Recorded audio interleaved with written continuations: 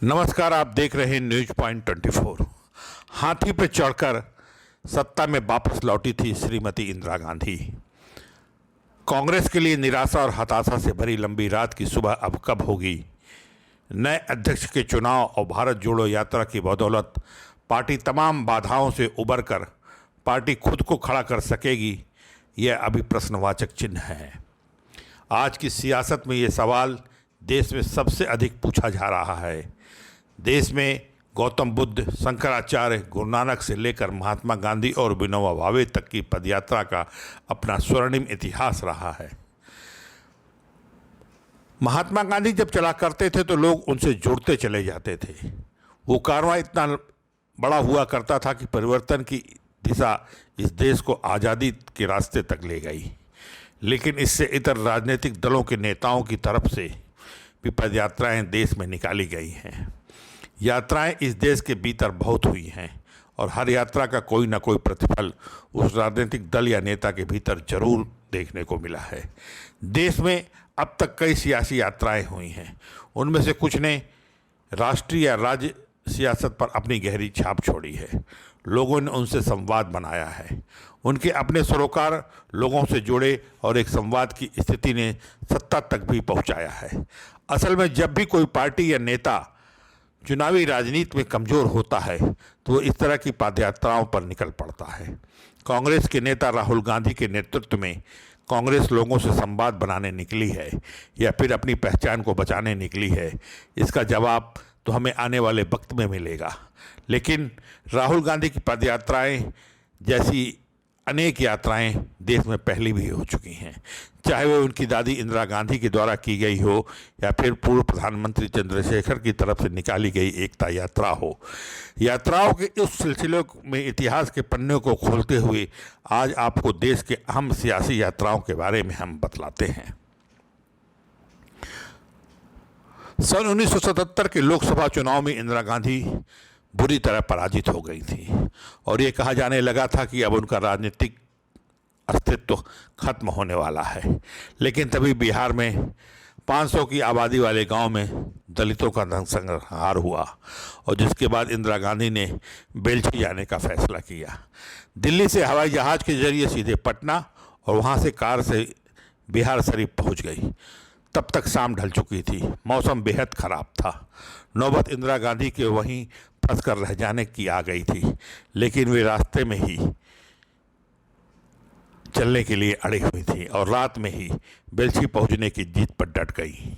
स्थानीय कांग्रेसी नेताओं ने बहुत समझाया कि आगे का रास्ता एकदम कच्चा और पानी से लबालब है, लेकिन वे पैदल ही चल पड़ी।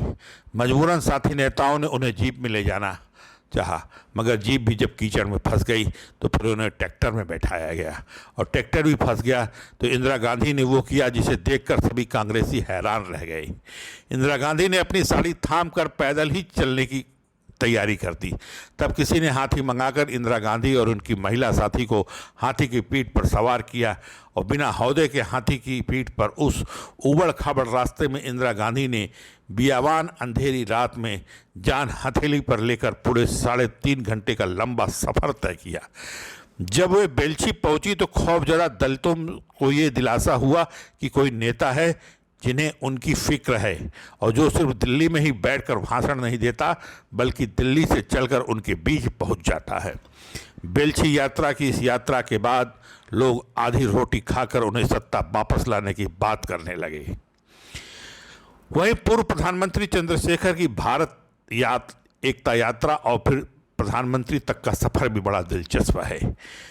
चंद्रशेखर की यात्रा आज से 39 साल पहले एक नेता के रूप में शुरू हुई, जिसे इंदिरा गांधी ने युवत्व को कहा था, जिसने अपनी बिखरी हुई पार्टी और कार्यकर्ताओं में जोश भरने के लिए भारत एकता की शुरुआत की, जिसके बाद वे आगे चलकर देश का प्रधानमंत्री भी बन गए। चंद्रशेखर ने 6 जून 1983 को कन्याकुमारी से विवेकानंद स्मारक से भारत यात्रा की शुरुआत की। गुलाम भारत में जैसे गांधी ने पदयात्राओं के जरिए भारत की थाह लिए, उसी तरह आज़ाद भारत की थाह लेने चंद्रशेखर अपने पैरों से नापने की कोशिश करने लगे। जब चंद्रशेखर 1983 में तमिलनाडु के एक गांव से गुजर रहे थे तो वहाँ पगडंडी पर एक बुजुर्ग महिला लालटेन लेकर खड़ी थी। गांव की एक बुजुर्ग महिला ने पूछा कि पानी कब मिलेगा। पीने का पानी गांव में आता नहीं। चंद्रशेखर ने कहा कि दिल्ली जाकर कहूँगा। जब संसद में भाषण देने के लिए खड़े हुए तो उन्होंने 6 चीज़ें बताई: रोटी, कपड़ा, मकान, पढ़ाई, दवाई और पानी। चंद्रशेखर ने संसद में कहा कि सरकारें चाहे तो जो आंकड़े पेश कर लें, लेकिन देश की अधिकांश आबादी आज भी इन बुनियादी चीज़ों से महरूम है। गांव की पगडंडी और कस्बों से होते हुए करीब 3700 किलोमीटर की चंद्रशेखर की पदयात्रा 25 जून 1984 को दिल्ली के राजघाट पर समाप्त हुई। चंद्रशेखर ने भारत की यात्रा की शुरुआत 3500 रुपये से की थी। इस दौरान खर्च यात्रा में शामिल लोग ही उठाते रहे।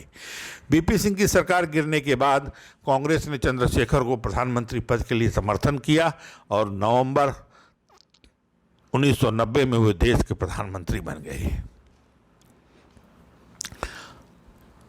1989 में चुनाव में हार मिलने के बाद राजीव गांधी ने साल 1990 में भारत यात्रा की शुरुआत की थी।